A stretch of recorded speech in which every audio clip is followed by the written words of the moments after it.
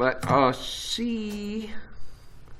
We were talking the last time about biopsychology, okay? And I'll tell you, when I first interviewed at Texas Wesleyan University for this position, I remember I came into the job interview, and I taught a section of general psychology, but in this room, as part of my interview. And by the way, that's the only time I was ever given applause at the end of a lecture. You know that? Oh, whatever. Not resentful, just pointing it out. But one of the things, the reason that they were looking for this position was they needed somebody to teach a course in biological psychology. Now, I didn't know that they were looking for that. I mean, and I don't even remember. But apparently they asked me very explicitly, can you teach a course in biological psychology? And when you're in a job interview, you go, yes I can. You need me to jump over the moon? I can do that, okay? Well, I got here, and guess what they did? They said you have to actually create a biological psychology course. It's now called neuroscience, but anyway. All right, and we have to have masks in our room because that is the policy of Wesleyan indoor spaces. So now it's called behavioral neuroscience, and it freaks students out now. Oh, biological psychology is not scary, but behavioral neuroscience is. It's the exact same material. I changed the name of the course because other departments around the country were changing the name of the course. That's it. That's the only reason I changed the name of it. Oh, and the textbook I was using at the time changed its name from biopsych to behavioral neuroscience. So I'm like, seems like a logical thing to me. So, okay, so I'm fascinated. In fact, one of my job interviews that I actually had right out of my PhD program was at the University of Texas Health Science Center. Okay? And it was a research position. And so I go down there, and they're doing this research. They took, oh my God, okay, convicted violent offenders that were now out on parole. Okay? So they have a history of violence. In fact, violence such that they have been imprisoned for it. Then they took them and they made them high. Okay? With controlled doses of marijuana, make convicted violent offenders high. They brain scanned them, and while they were brain scanning them, what they were doing was they had them playing a video game. And in this game, you earn money. You earn money in the game. And then at some point in the game, they designed it so that it would lock up. All right? And so they wanted to see the brain reaction of a convicted violent offender who was high to frustration. All right? If you frustrate, and oh my God, I remember when I was at that interview, I'm just like, haven't you had problems with this in the past? I think, well, yeah, once, but campus security basically got there in time. And I'm like, are you shitting me? You want me to do what now? I turned that job down, and part of the reason, by the way, is because I come from the north, okay? I don't come from the south. And that was my first time ever coming to Texas. And when I went to this building, in order to enter the building, there's a big sign out front that says, no guns allowed in the building. And I'm like, are you kidding me? You have to tell people not to bring a gun in the building? Isn't that just common sense? It was like, nope, welcome to Texas. I did not take that job. That guy wanted me bad, but I did not. I ended up going up to Carnegie Mellon in Pittsburgh instead. So, all right. So we talked about genetics the other day, very briefly, right? What does it mean to be a boy and a girl? We looked at, used the study of genetics to start to just basically answer the nature-nurture question. Are you a product of the genetics you carry or the world that you grow up in? And we said it's not a simple thing, right? That it's some of each, depends on what's happening. All right. We also talked about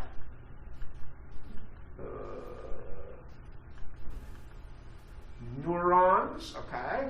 I think neurons are fascinating, and the story you got on neurons is about 1/1,000,000th of what the actual story is. You got the Dr. Seuss version, but Very, very simple. We know that neurons transmit information, and neurotransmitters are a major part of that process. Okay? And if you recall, we had said, look, there's just tons, thousands of neurotransmitters in the body. But some of the major ones are like acetylcholine. So where the nerves connect to the muscles, it's at that junction right there that you get acetylcholine. So it causes movement. So, for example, in certain situations, such as, did you ever see like a pygmy, one of these South American, and they got a blowgun and they shoot out a dart, and then hits a monkey in the tree, and then the monkey falls out of the tree because they're paralyzed? What the poison on the dart did was block the acetylcholine. Okay? And so at the point where the nervous system connects to the musculatory system, it stops functioning, and the monkey becomes paralyzed and falls out of the tree. So it's pretty cool. I mean, if you understand some of the neurotransmitters, you can understand how drugs work. You can understand a lot of stuff. We had said dopamine is one of the major neurotransmitters, and that's responsible for a lot of stuff. But mood and sleep are big parts of it. But also movement, pleasure, things of this nature are associated with dopamine. Serotonin is another big one. Serotonin is got a lot to do with mood in particular, like depression, but also it helps to regulate sleep. And so, say, for example, if you can't fall asleep, grandma says, drink a glass of warm milk. You ever heard of that little tidbit? Well, you know what? By warming the milk, what you do is give your body the raw materials necessary to produce serotonin. So when you drink the warm milk, it increases serotonin, and you fall asleep faster. Okay? So clearly, a lot of what we do is related to neurotransmitters. Right? Yeah, there we go. Pathways. All right. The glial cells, types. Ouch. Okay, I think this is where we stop, is kind of a generic look at a brain. Okay, no, we did this, my bad. Here, starting to look at the brain. Okay, so we got ourselves a brain. Okay, let me see if I can get my brain out. All right, we see that it's got two hemispheres or two sides, so pretty much almost everything in here is duplicated. Almost everything. There's only one thing in here that is not duplicated, and that's the pineal gland. And so when Descartes, one of those early philosophers, was looking at the human brain, and he was trying to find where's the soul? Where's the human soul? And he felt that the pineal gland would be the location of the soul, because it's the only part that's not split. Everything else, there's two of them. Okay? Very interesting. We can see right here, just by looking, okay, that number one, to say the brain is kind of a stupid thing. Have you ever used, when you were a little kid, you talk about the guts, right? And you're like, oh, that's the stomach and the liver and the kidney and blah, blah, blah. We recognize that they're all up here in your stomach area, but they do radically different things. Often related. It's the same thing. Up inside of your skull, there's a ton of different stuff. We just lump it all together and say, the brain. But the fact is, come on, look at this. Is it even close? It's not even similar to it, right? Look at it, it pops right off, dude. So clearly, the different parts of the brain have independent functioning, but yet just like the different organs inside of your stomach, they're very related because they're digestion and whatever it might be. I don't know, I'm not a physiologist. So we can see here in the brain, right, that we start here at the bottom. Okay, we got the brain stem is down here. Okay, and the brain stem is a little more than the spinal cord, just the top of it. It maybe gets a little bit wider, maybe swells up. We move our way up into the thalamus. Up through here is a reticular formation. The cerebellum is this one right here that I pulled out. The limbic system up in here. Okay. We call this area the old reptilian brain because there is absolutely zero differences between this area for you and a dinosaur. There's no difference at all. It is identical to a dinosaur. Really? Yeah, because This first areas that we're going to talk about are the ones that allow you to live, all right? The act of living comes out of this area. So at its very core here, the medulla. Okay?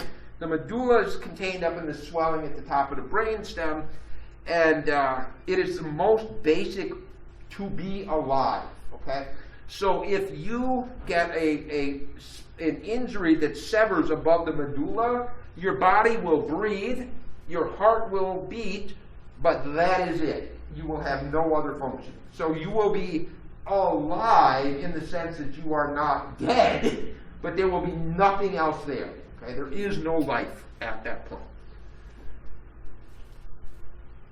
The thalamus, which comes along towards the top more, is a switchboard, and it's really pretty cool. We'll talk about this, I believe, in the next chapter on, no, it's after, sensation of perception. Because the thalamus is going to be, whenever we see something or hear something or taste something, it goes to the thalamus, and the thalamus's job is to, what is this that I have? What should I do with it? Where should it go? So all information that comes into the brain comes in through the thalamus.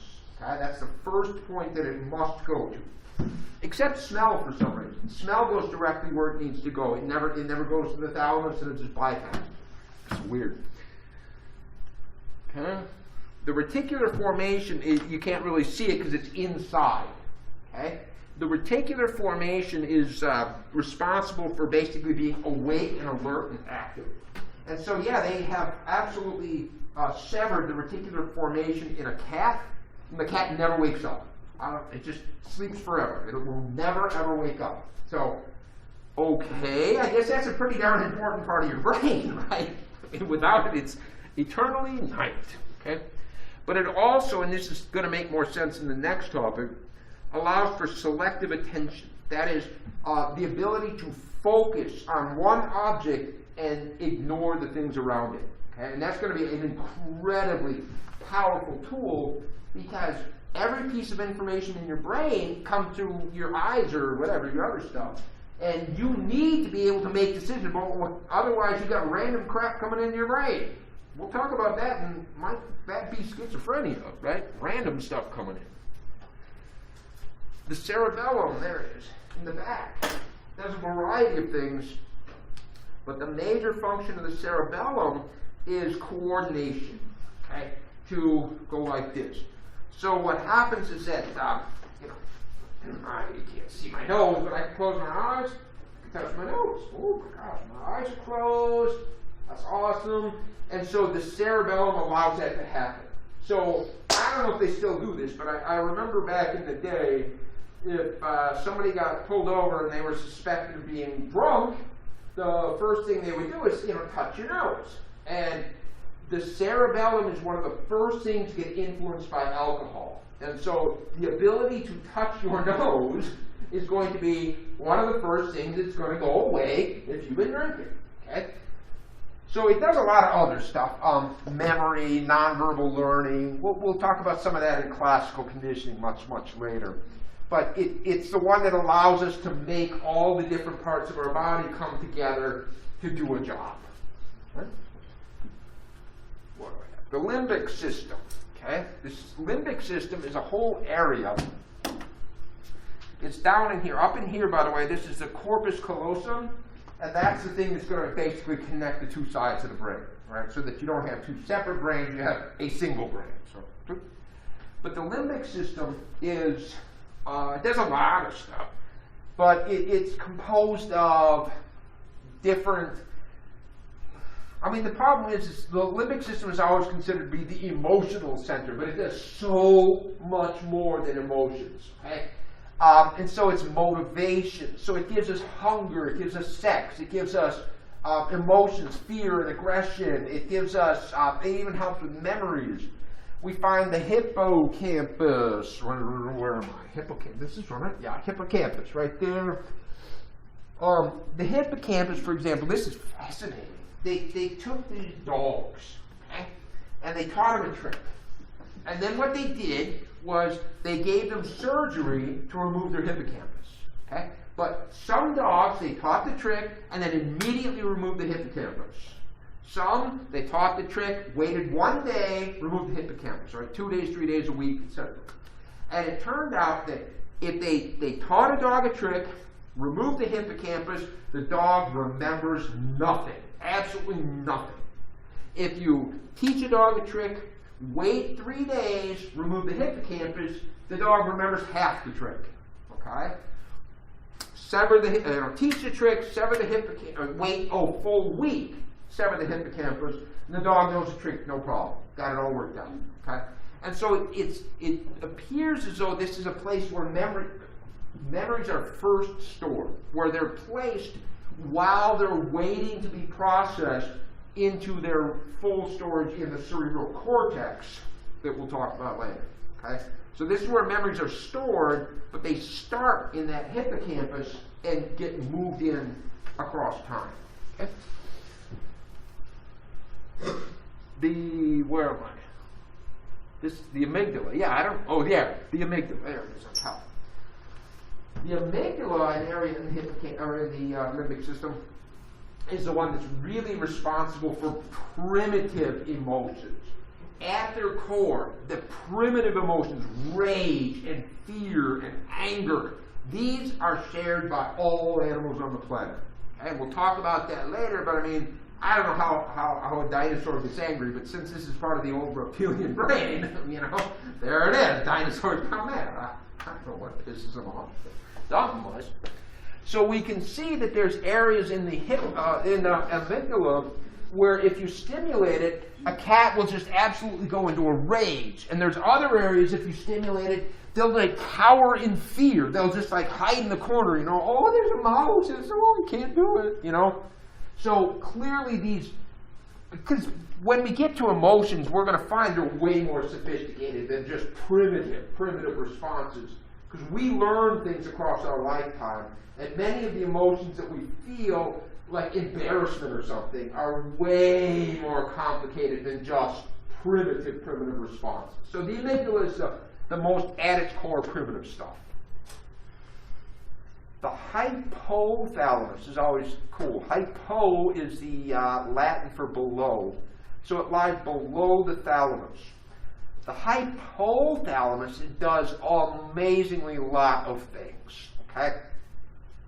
It regulates body temperature, food, water, sex. It also controls the hypothalamus sends signals out to the pituitary gland, and the pituitary gland is in charge of the entire endocrine system. You find that there are areas in here, like here, for example, we've got a rat, okay? And imagine this, there's a little bar here, press it and get some reward. So this rat is over here. This is an electrified floor. I mean, major electricity. And if this thing was like food, right? Food. This rat would sit here and die of starvation because this is so bad. Okay, it would die. Now in this case, what's happened is this little pedal is now hooked up through an electric wire, and it's stimulating what they call the pleasure centers in the hypothalamus. Okay? And so what happens is this rat, it'll go right, it literally will die if this is food, but it will go over there. This rat will just like, it's like ratty heroin. The dude will just like pass out from crazy shit, okay? What's really strange though is they've done this with humans. They've implanted into this reward center, and how does it feel? And you know what humans said? They said, it's like you're having sex and you never get to the orgasm. It's like, okay, I can see that would be an issue, okay? At some point you want to finish the job, right? So then on the outside, we've got the cerebral cortex. You see that? Out here, the majority of the actual volume is the cerebral cortex. The cerebral cortex here, now, the way I always was envisioning a cortex is, imagine you took a pizza crust this big, okay? and you had to stick it up inside your skull. How are you going to make it fit? Right? That's it. You're going to have to crunch it. And so the cerebral cortex really is just a flat sheet, okay? But it's all, you see every one of these ridges and lines. So if you were doing an autopsy, you could very delicately go through here and you could then lay it out like a sheet, right? But it's stuck up inside of your brain, so it is what it is. But you see that means that each one of these is surface area. Even though it's a ridge in here, that means there's more to it. Okay? So there we go. They break it up into 4 different lobes in some kind of a generic way because there is. Okay, I got to give an analogy. Here I am talking about, the cerebellum coordinates movement, okay, but it can't do it without a lot of help, okay? So we find that it's true that it coordinates movement, but if it didn't have other structures in the brain, it wouldn't be able to do its job, okay? Like, if somebody is blind, you know what? Maybe they're blind because their eyes don't work. Maybe they're blind because the nerves that go from their eyes to their brain are not working. Or maybe the area of the brain responsible for interpreting the signal is not working. And so it's just like, even though it's true that the eyes allow you to see, if it doesn't have help, it doesn't work. Okay? And so it's the same thing. Every time I say, this area does this, it's just like, yeah, but, right? Yeah, but, not with help. Not without help. So, left and right hemisphere, connected with the corpus callosum. We find there are certain areas along the cerebral cortex here. You see these strips. Huh? This is the motor cortex. Here's the sensory cortex. And what these are, I mean, these are very, very literal. It is just crazy, okay? Some early physicians, for lack of a word. See, in the 1800s in Europe, they had these wars. You know, Prussia, you know, the Kingdom of Prussia. They were always at war with somebody. And they invented cannons. Okay? And when they had cannons on battlefields, they had crazy injuries that they had never seen before. In particular, busted open heads. Okay? And so these physicians are on the battlefield, and it's like, there's nothing I can do to make this dude survive. This dude is going to die. There's just nothing I can do. But they were like, but the guy's still alive, and I have an opportunity to, like, explore the dude's brain. Okay? You see this? And so they're out there on this battlefield with these skulls popped open. And they're starting to explore, and it was like, if I literally press on this area in this person's, they'll go, wow, you're touching my thumb. What? Touching your thumb? I'm up in your brain, dude. No, you're touching my thumb. Oh, that's on my arm, etc. And so we can see here that this is to receive sensory input from the body. This is to send signals out to control different areas of the body. Okay, so receives input from the body, send a signal out to the body. And what we can see here on both sides is look at this, lips. Okay, your lips are what, this big? Here is, let me see, hip. Hip is this big, it's this much, lips are this big, it's this much. It's like, what the hell? One of the most complex things that we have as human beings is the ability to speak. It is an amazingly powerful thing. It involves controlling all of the movement of air, movement of tongue, movement of jaw, movement of lips. And it is amazing because as you're speaking, you have to get feedback back. What's happening? How do I adjust it? What do I produce? So it's a constant back and forth between these. And so we find what is important in being human. This is important in being human because look at this. Tongue, jaw, gums, face. This much is speech. See that? Out of the whole surface, it's like 1/4 or something, 1/2 almost, is speech. What else is important? Your thumb. That thumb is awesome, dude. Without a thumb, you aren't human. is awesome. Imagine if if you don't have a thumb, I'm going to pick up a pen now. You don't do much without a thumb. You got it? Don't worry. Thumbs. Thumbs are awesome. Okay? Thumbs are something that makes us human. So you can see what it is here. Now, if you look at this on other animals, you look at the same cortex on other animals, you'll find the same type of an idea. But clearly, if you look at this in a dog, it ain't going to look like this. Okay? And in fact, you know what? They'll have an area devoted to their tail. Right? Where's your tail area? I ain't got a tail area. Right? So they'll have areas that we wouldn't have. They'll have importance on different parts that we wouldn't have. Things that are important to a dog's life. Right? It's important to my dog. Right. So touch, stimuli, visual. Oh yeah, and then the sensory cortex, like I said, the sensory and motor cortex. But then there's also in the back a visual cortex, okay, which is responsible for when a signal comes in. It's going to go to the thalamus. And the thalamus is going to make some decisions. What is this thing? Oh, it's a visual stimulus. I'm looking at something. Send it back to the visual cortex to process it. What is it that I'm seeing? But then the visual cortex is going to have to say, all right, now I have to pull out information from my memory banks, right? Because I can't identify this object as a brain without pulling from a memory of previous events. So the visual cortex is going to have to coordinate with memory and emotional areas, because not only are you saying what is this object, but you're also going to be interpreting what significance does it have to me, right? What does it mean to me? Okay? There's a specific areas associated with hearing, the auditory cortex, and then the olfactory cortex. And that's the only one, by the way. The smells go straight from your nose to the olfactory cortex. Does not stop at the thalamus. Okay? So we find that if somebody is having an auditory hallucination, they think the dog's talking to them, right? They hear it. It turns out if somebody has a hallucination and they believe they hear voices, their auditory cortex is activated. Their brain is literally responding in exactly the same way it would respond as if a person really was talking.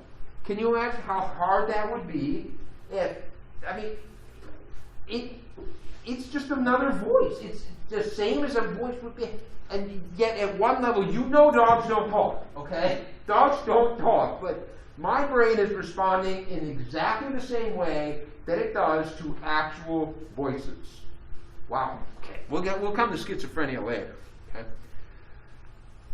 So here is brain activity when various tasks. So here is, if we hear some words being spoken, this would correspond pretty much with the auditory cortex.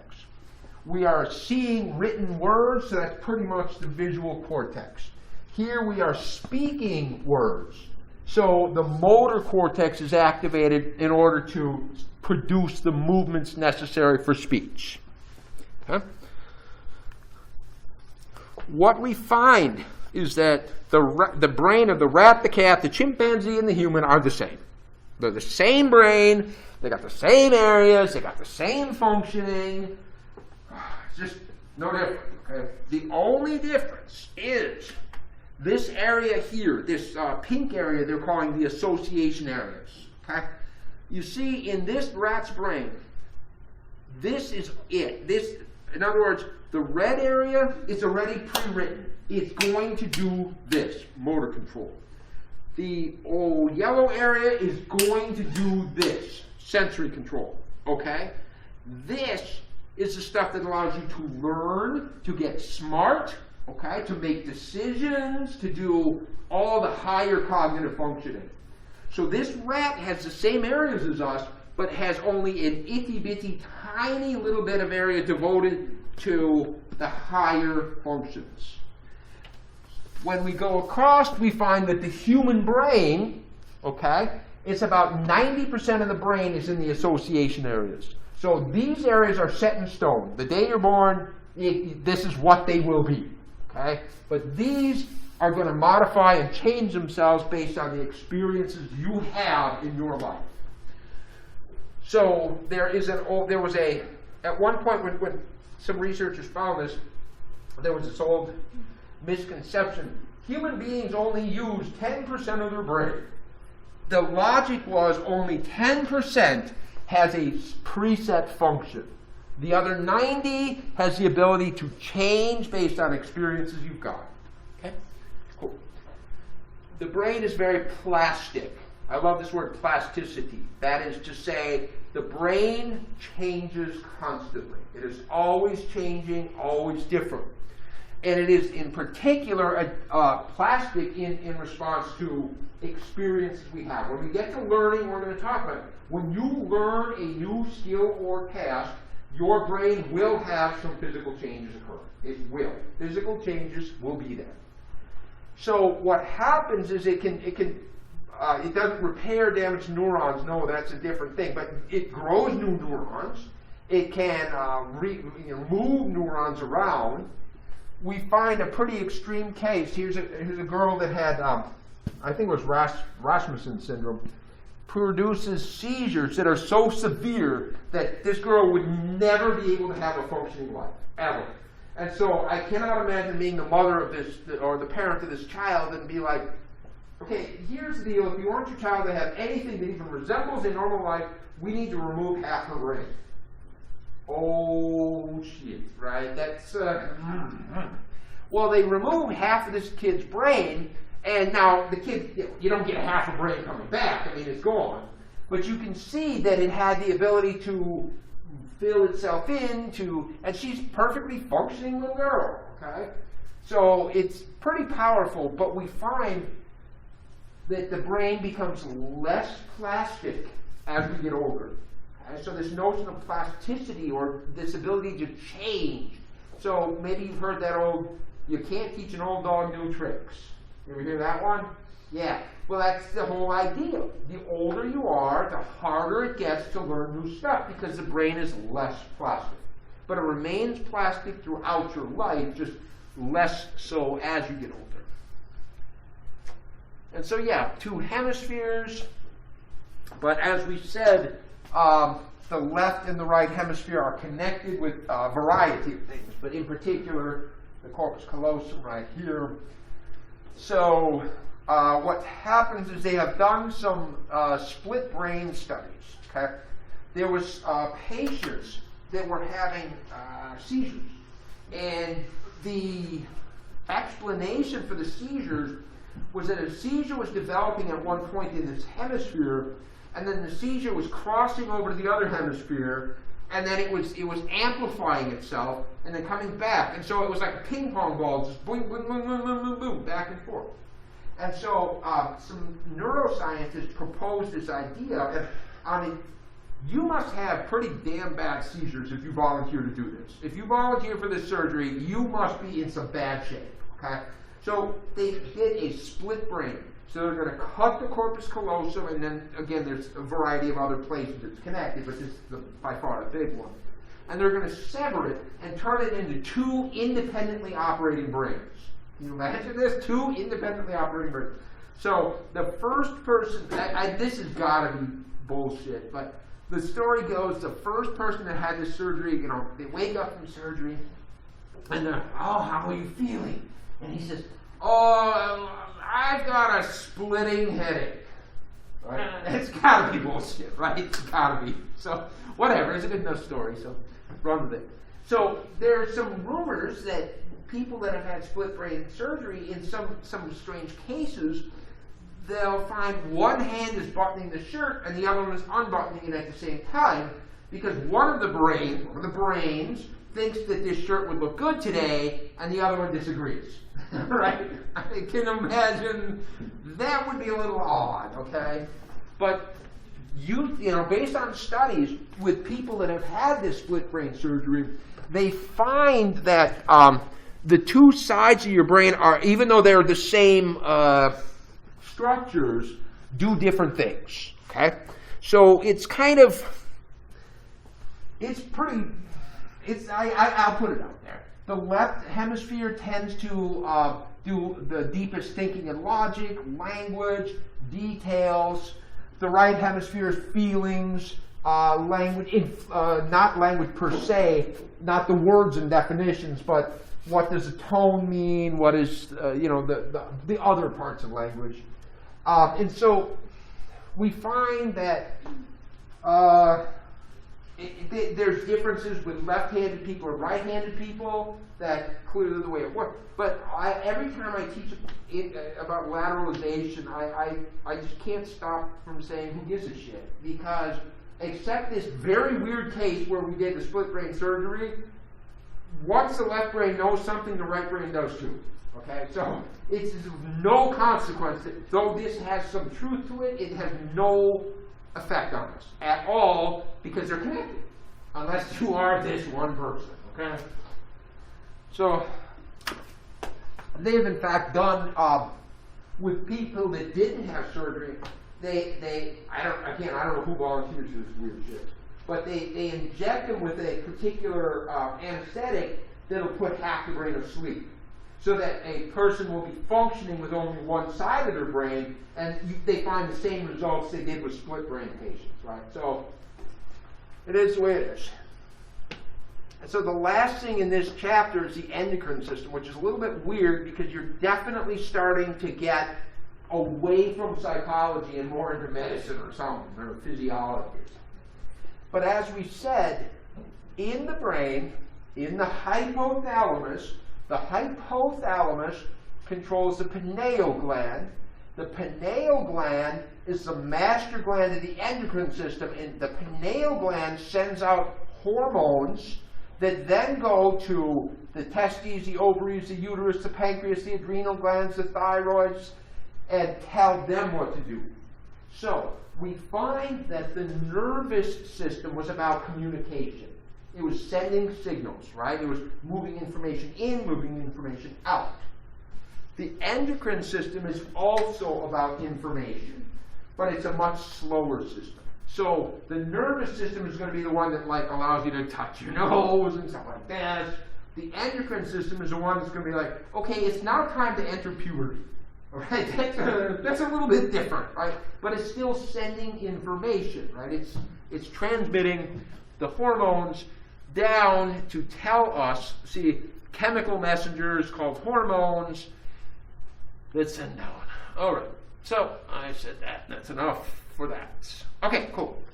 What do you think about that one? You like the brain? Brain's pretty cool, right? Yeah, you just got a whiz-bang tour of the brain. Okay, that is as fast as I can go through the brain, all right? So, my brain and I are smiling. Okay. Very cool, very cool. So, now, let me